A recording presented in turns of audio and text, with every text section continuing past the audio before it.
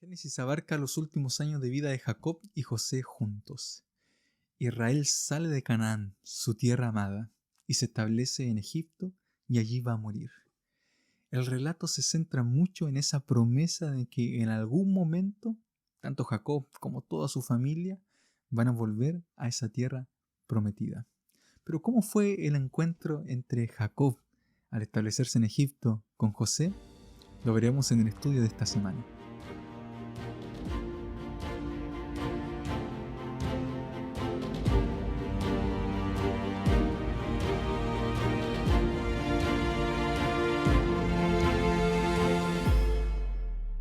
Hola a todos nuestros amigos, bienvenidos a Escuela Sabática Simple, un lugar de estudio de la Palabra de Dios. Estoy contento de poder acompañarlos nuevamente en esta semana. Espero que hayan estado bien, que el Señor los haya cuidado, que el Señor los haya guardado. Y si han tenido algún problema o alguna dificultad, no se preocupen. Lo primero es estar en comunión con el Señor y Dios se encargará de todos aquellos detalles que están fallando en nuestra vida. Así que, y en este momento también podemos orar, ¿no? Los unos por los otros y el Señor nos va a ayudar. Queridos amigos, estamos terminando ya una lección. Fue muy hermoso poder estudiar el libro de Génesis, sobre todo las últimas partes que nos hablan de Jacob y su familia. Y ahora vemos, ¿cierto?, cómo Jacob llega a esta tierra, a la tierra de Egipto, y se reencuentra con su hijo Jacob. ¿Cómo fue todo ese encuentro? Bueno, lo vamos a estudiar juntos en la lección de esta semana. Así que antes de poder comenzar, antes de poder estudiar, vamos a tener una oración. Oremos juntos. Bendito Padre Celestial, te damos las gracias porque podemos estudiar tu palabra y en tu palabra podemos encontrar dirección para nuestra vida. Quizá hay alguien en este momento que está escuchando la lección, está repasando, está estudiando, que ha tenido dificultades, que ha tenido problemas durante la semana, que han surgido cosas inesperadas. Pero tú eres capaz de transformar todas aquellas cosas que son malas en un bien, como lo hemos aprendido en la historia de José. Bendícelo grandemente a ellos, Señor, a cada uno de los que está escuchando, y quédate junto a nosotros también en el estudio de tu palabra. Te pedimos tu bendición en el nombre de Jesús. Amén. Bueno, la lección de esta semana se titula Israel en Egipto. Y terminamos. Se acaba el estudio del libro de Génesis y vamos a estudiar a partir de la otra semana otras lecciones. Y el versículo de memoria se encuentra en Génesis capítulo 47, versículo 27, y me gustaría leerlo. Dice lo siguiente: Así habitó Israel en la tierra de Egipto, en la tierra de Gosén, y tomaron posesión de ella, y se aumentaron y se multiplicaron en gran manera.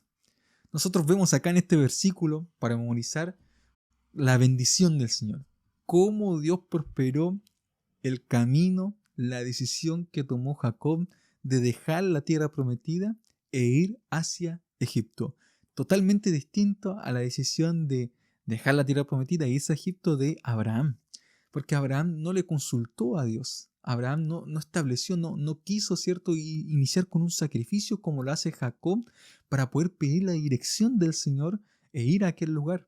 No, Jacob, ¿cierto?, se va de una forma distinta. Dice el capítulo 46 que nosotros estamos estudiando, versículo 1. Salió Israel con todo lo que tenía cuando llegó a Berseba y ofreció sacrificios al Dios de su padre Isaac. O sea, fue una salida distinta. Él ofreció sacrificio porque quería la dirección del Señor para estar seguro de que Dios lo estaba guiando, de que Dios estaba guiando a su familia. Quería esa seguridad. Y nos dice el versículo 2 que Dios le dio la seguridad.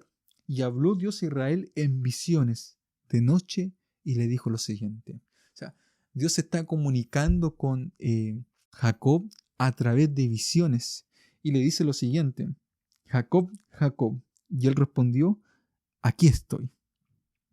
Entonces dijo Dios: yo soy el Dios de tu padre. No temas descender a Egipto, porque allí haré de ti una gran nación. Yo descenderé contigo a Egipto y yo también te haré volver, y la mano de José cerrará tus ojos. Ahí vemos la promesa, ¿no? Haré de ti una gran nación, yo te estoy guiando a Egipto, pero yo también te voy a sacar de Egipto. Y tu hijo, aquel que amas, va a cerrar tus ojos. O sea, Jacob se fue tranquilo. Jacob se estableció en Egipto de una manera pacífica porque Dios estaba guiando su camino, Dios estaba guiando su vida. Así también nosotros tenemos que que realizar, ¿no? Siempre cuando tengamos una decisión importante, siempre cuando tengamos que emprender algo importante, siempre cuando tengamos que dejar algún lugar para partir a otro lugar, tenemos que estar seguros de que Dios está guiando nuestros pasos, que Dios está guiando nuestro caminar, que Dios está guiando aquella decisión. Y lo mejor es consultar a Dios como familia, orar juntos, pedir la dirección del Señor para que el Señor se encargue de guiar cada paso y así caminemos por pasos seguros. Eso es lo que quiere el Señor y eso es lo que nosotros siempre debiésemos hacer. Bueno, Jacob se va tranquilo y él se va a Egipto no solamente, ¿cierto?, pidió la dirección del Señor, sino también porque quiere ver a su hijo. Él está emocionado, ¿no? Quiere encontrarse con José. Y no solamente quiere encontrarse con José, sino que está viendo que las cosas están mal en Canaán, están sufriendo hambre, no hay nada para comer, estamos en los años de sequía y por lo tanto hay que partir. O sea, todas las cosas se daban, las circunstancias estaban dadas para que él pudiera partir a Egipto, pero aún así él pidió la dirección del Señor. Entonces, ¿cuántos fueron los que llegaron a Egipto? En el capítulo 46, versículos 26 y 27 leemos lo siguiente. Todas las personas que llegaron con Jacob a Egipto, nacidas de él, sin contar las mujeres de los hijos de Jacob, todas ellas fueron 66. Ahí tenemos el número 66. Pero también, dice el versículo 27, los hijos de José que le nacieron en Egipto, 2 personas. Entonces, en total, todas las personas de la casa de Jacob que entraron a Egipto fueron 70, incluyendo a José junto con sus hijos. Todo eran 70. Este es el número.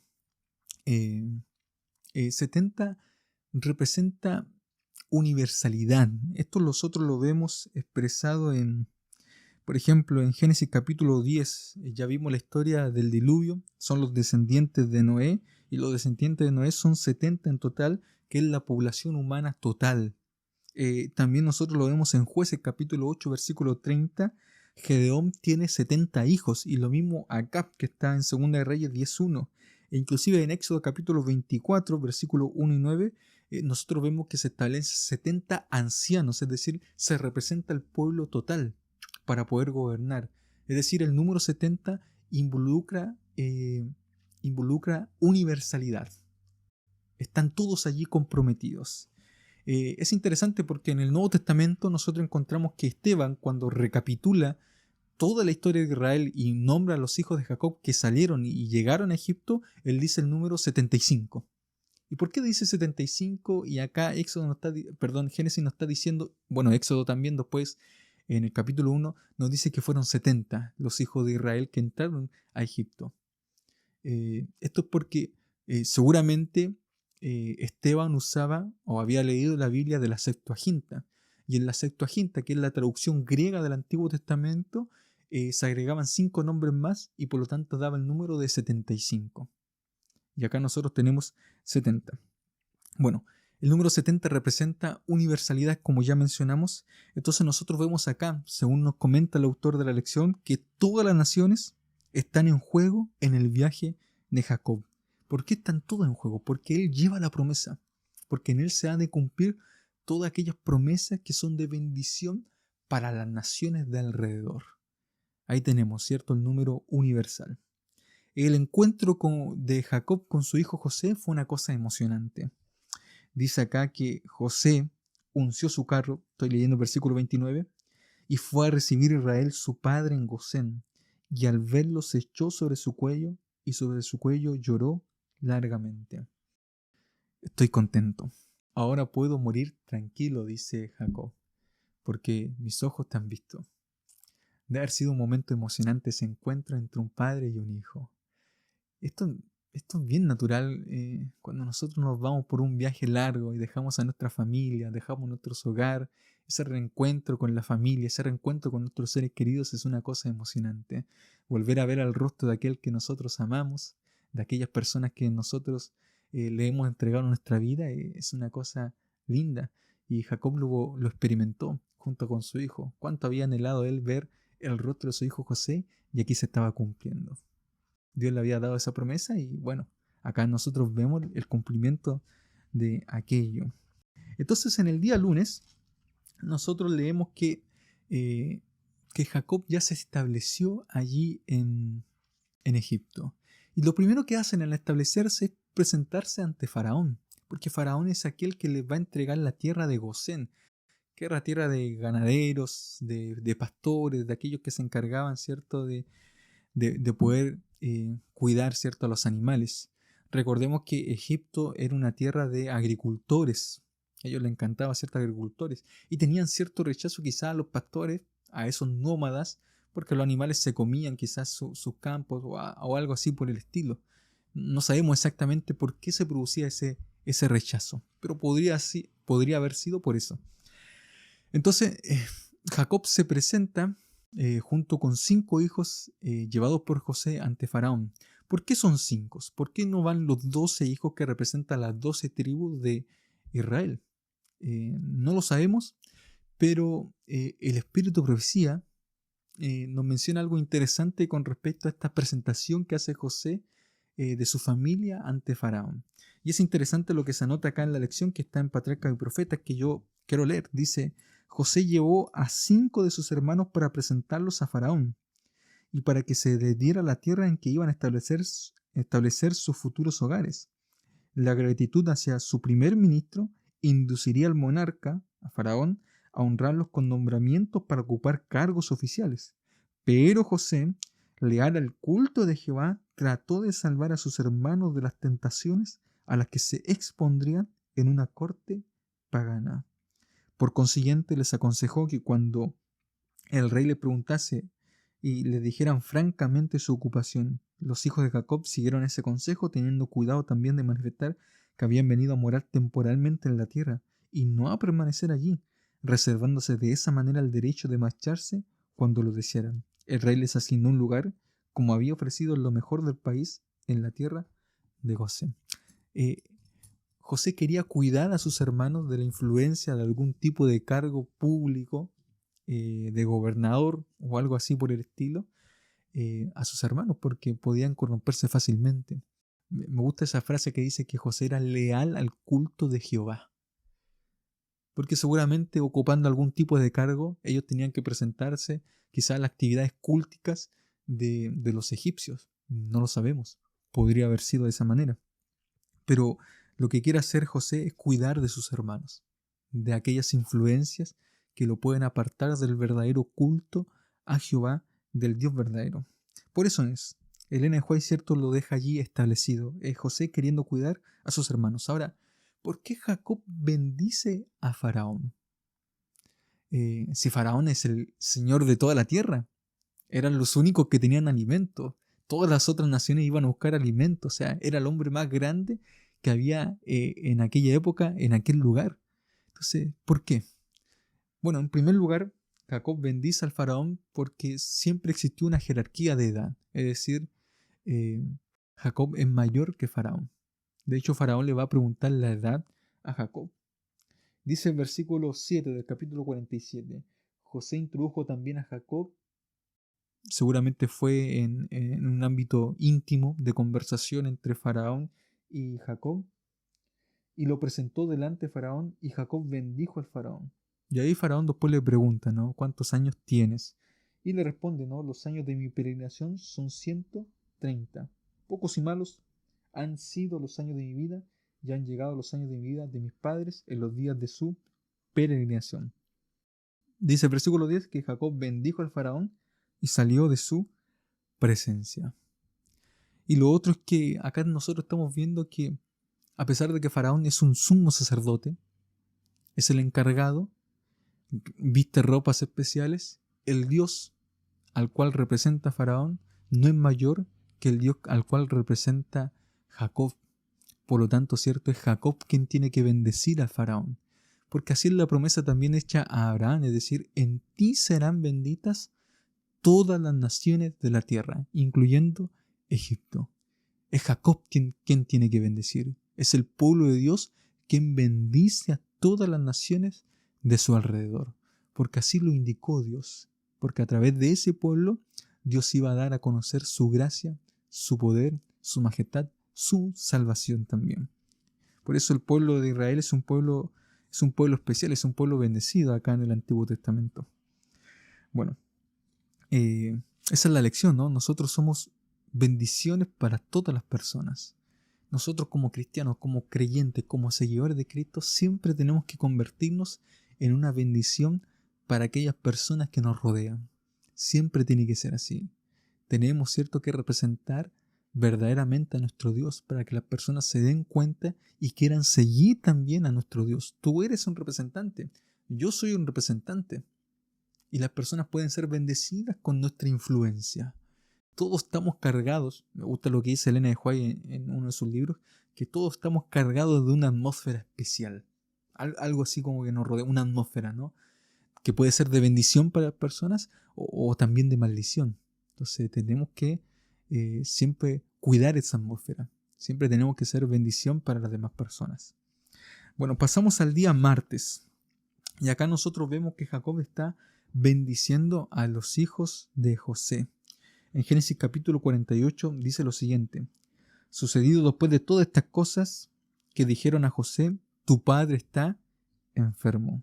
Entonces él tomó consigo a sus dos hijos, Manasés y Efraín, y se los hizo saber a Jacob diciendo, aquí está tu hijo José, que viene a ti. Haciendo un esfuerzo, Israel se sentó sobre la cama y ahí procede al acto de la bendición. ¿Por qué Jacob bendice a los hijos de José?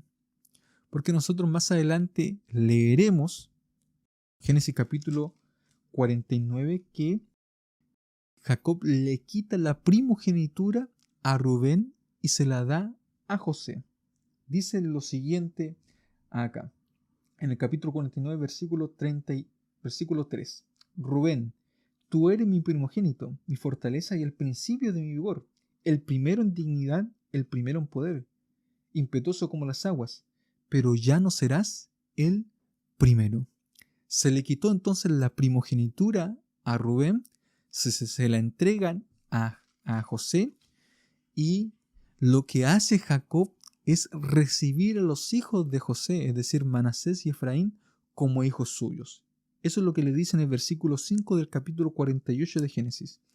Leo lo siguiente: ahora bien, tus dos hijos, Efraín y Manasés, que te nacieron en la tierra de Egipto antes de venir a reunirme contigo a la tierra, son míos. Al igual que Rubén y Simeón, serán míos. Entonces, nosotros vemos acá un acto de adopción. Se colocan a los hijos para poder bendecirlos, porque de alguna manera, cierto, el hecho de colocar a los hijos sobre las rodillas representaba, cierto, la forma del parto. Ahora son hijos de él, son hijos de Jacob, y por lo tanto tienen derecho a recibir la bendición. Y como el primogénito recibe una doble porción, la bendición, cierto, es para cada uno.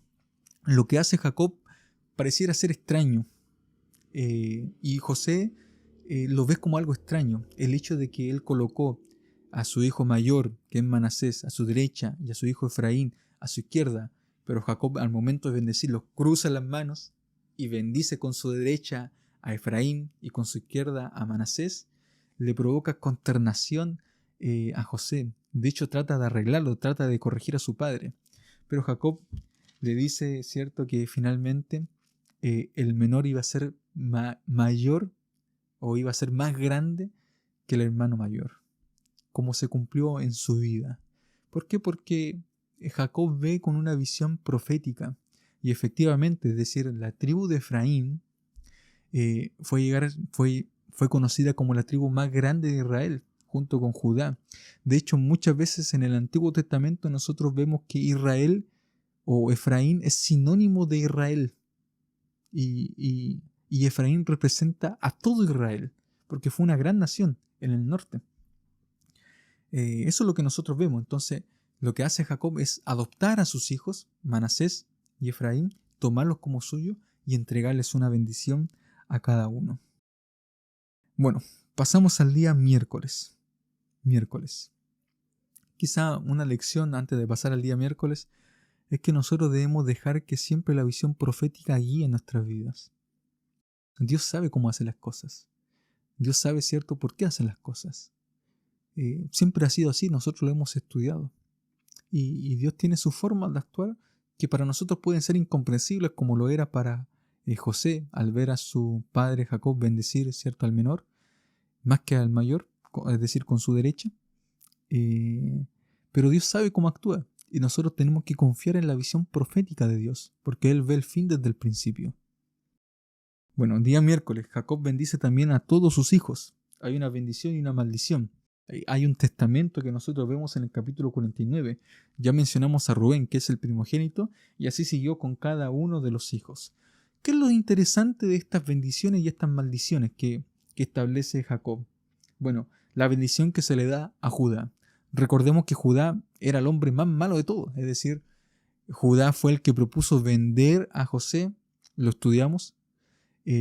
Judá, ¿cierto?, fue el que se apartó, se peleó con sus hermanos, se alejó de su familia, renegó de su linaje y se fue a tierra de Canaán y allí no se casó con una cananea y tuvo hijos.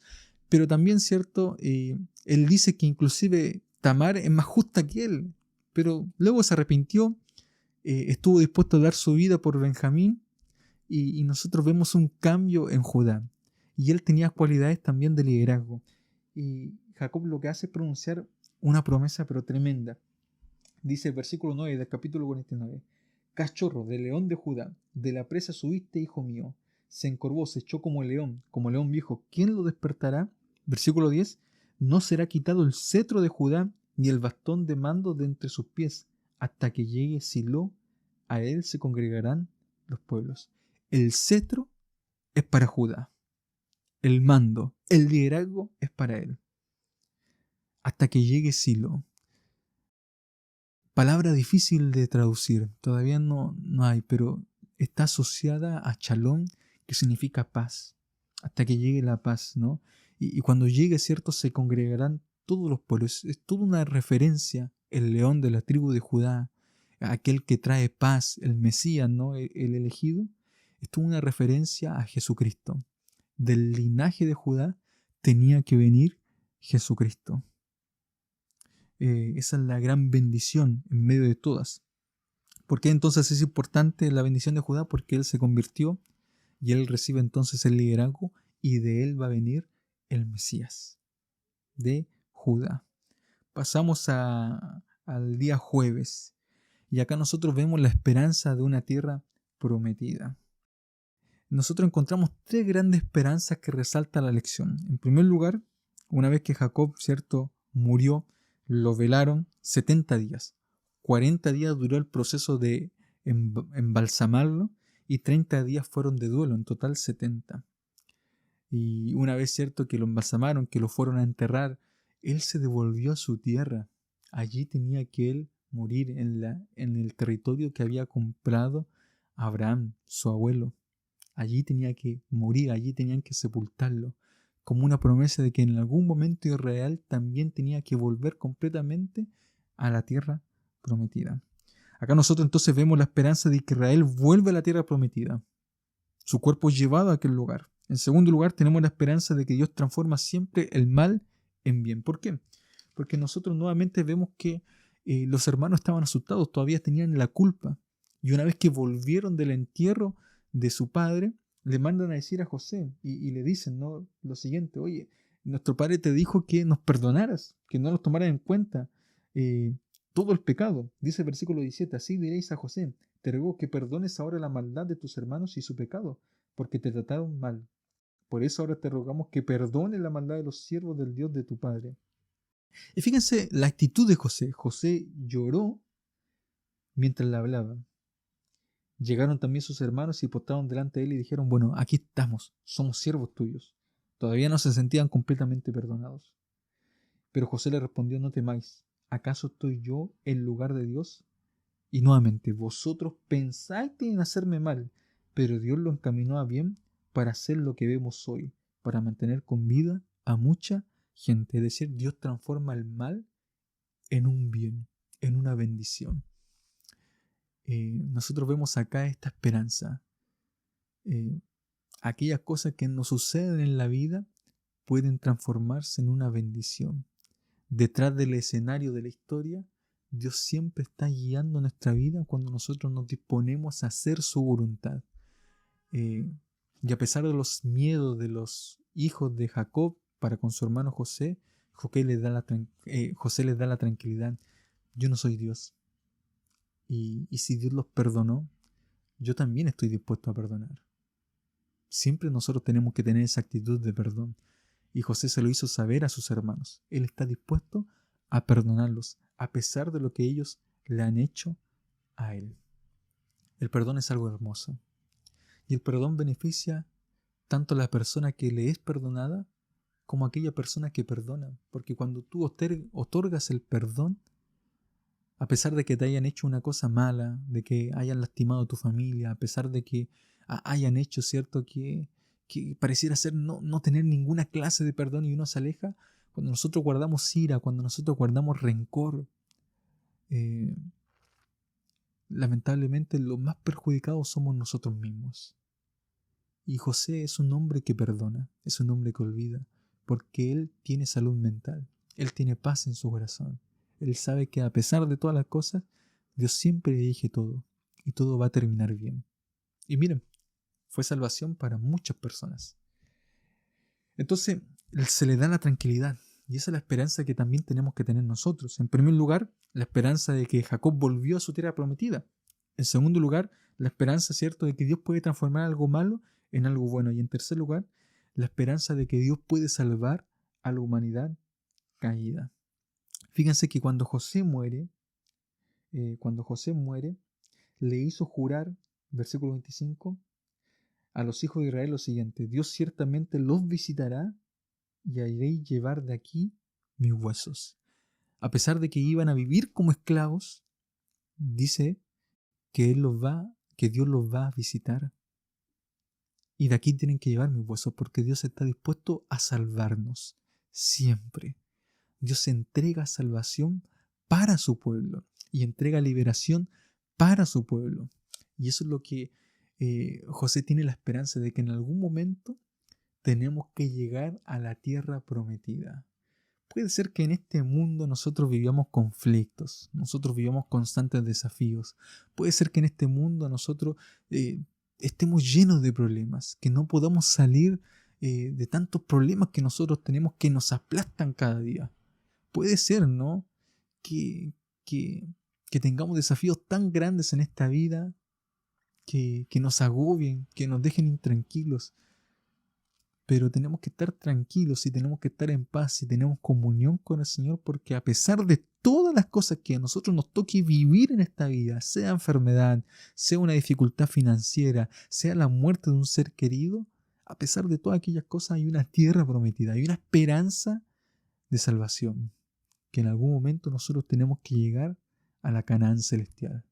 Y allí nosotros tendremos todas aquellas cosas que aquí no tuvimos. Y sobre todo, estaremos con Dios. José tenía la esperanza de volver también a la tierra prometida y tener así más adelante una liberación también de todo su pueblo de la tierra de Egipto. Querido amigo, querida amiga que escuchaste en el repaso de la lección de esta semana, Dios quiere bendecirnos. Génesis termina con este relato, ¿no? Murió José, uno de los grandes patriarcas. Pero él murió con la esperanza de que en algún momento iba a llegar a la tierra prometida. Nosotros también tenemos una promesa.